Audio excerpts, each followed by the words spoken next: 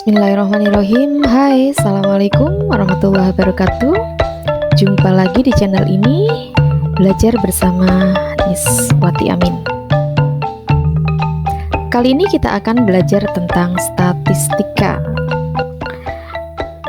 Hari ini kita akan belajar secara khusus tentang membedakan berbagai macam jenis data, menggambarkan histogram, diagram batang, maupun line plot.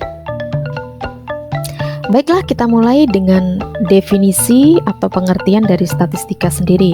Statistika adalah suatu cabang matematika yang berkenaan dengan pengumpulan, analisis, penafsiran, dan penyajian data.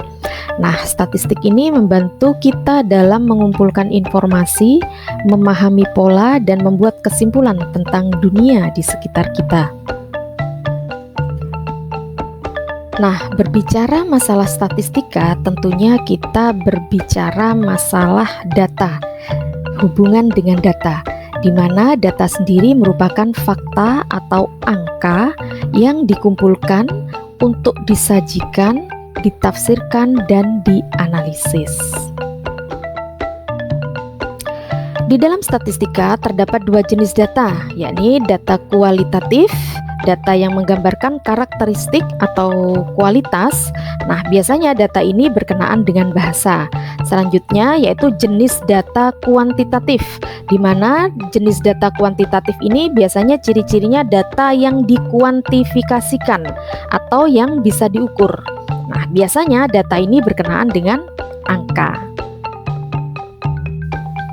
Selanjutnya untuk masalah penyajian data, biasanya penyajian data dalam statistika ini disajikan dalam bentuk tabel maupun dalam bentuk diagram. Kalau dalam bentuk tabel biasanya ada dua jenis, yaitu tabel data tunggal dan tabel data berkelompok. Baik itu penyajiannya secara vertikal maupun horizontal. Sedangkan untuk diagram sendiri itu banyak ragamnya, misalkan seperti diagram batang, diagram baris, diagram lingkaran, diagram titik, diagram peta, maupun diagram lambang. Tentunya kalian sudah pernah pelajari pada materi sebelumnya pada tingkat satuan pendidikan yang telah kalian jalani ya. Nah, bagaimana? Are you understand? Oke, kalau sudah next ya. Selanjutnya, mari kita belajar tentang diagram. Kita ketahui bahwasanya penyajian data itu ada dua ya, ada yang berupa tabel, ada yang berupa diagram. Nah, saat ini kita akan belajar tentang penyajian data menggunakan diagram.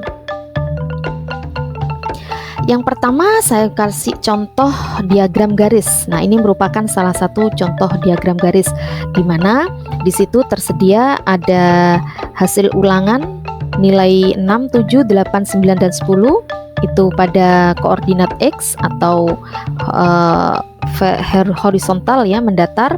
Sedangkan yang vertikal itu dibuat menjadi banyaknya siswa, sehingga pada nilai 6 banyak siswa itu ada 4 orang. Untuk nilai 7 itu ada 8 orang, yang nilai 8 ada 12 orang, dan nilai 9 ada 10, sedangkan nilai 10 itu ada 6 anak. Ini merupakan contoh dari diagram garis. Selanjutnya untuk diagram titik itu biasanya ditulis semacam ini. Nah, ini diagram titik tentang berat badan tim futsal Regu Perkasa. Nah, ini saya ambilkan dari media online ya.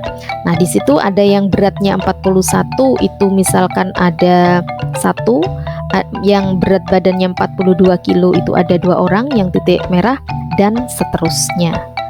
Ini salah satu contoh diagram titik, atau bisa saja diagram titik ini dituliskan sama seperti diagram garis, namun garisnya ditiadakan, hanya berupa titik-titiknya saja.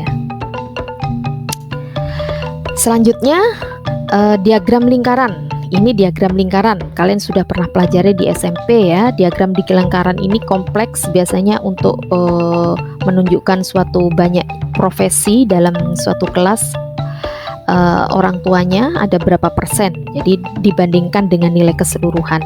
Di situ misalkan pedagang ada 30%, buruh ada 20%, guru itu ada 15%, TNI Polri ada 12,5%, dan petani ada 22,5% dalam satu kelas misalkan. Selanjutnya contoh diagram batang. Nah, ini merupakan contoh diagram batang, hampir sama dengan diagram garis untuk grafiknya ya.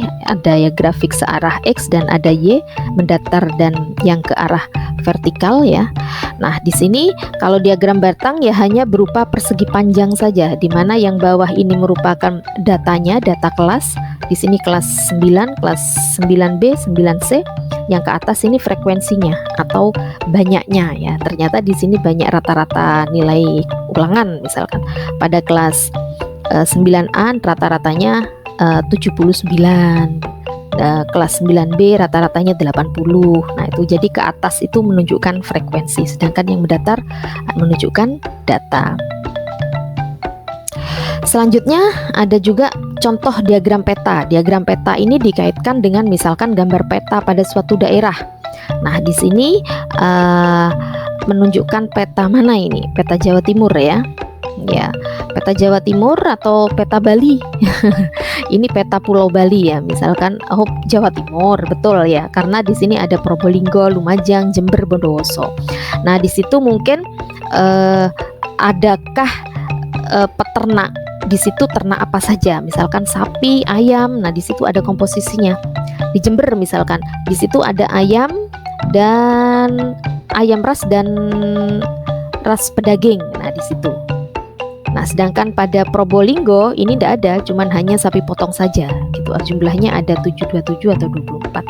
Nah, pokoknya ciri-cirinya semacam itulah. Selanjutnya ini merupakan contoh diagram lambang. Diagram lambang ini biasanya dilambangkan misalkan tentang masalah perumahan, banyaknya rumah maka dilambangkan oleh rumah. Misalkan banyaknya pohon dilambangkan oleh pohon, di mana tiap-tiap rumah itu mewakili jumlah tertentu. Misalkan tiap rumah itu menunjukkan 100 rumah.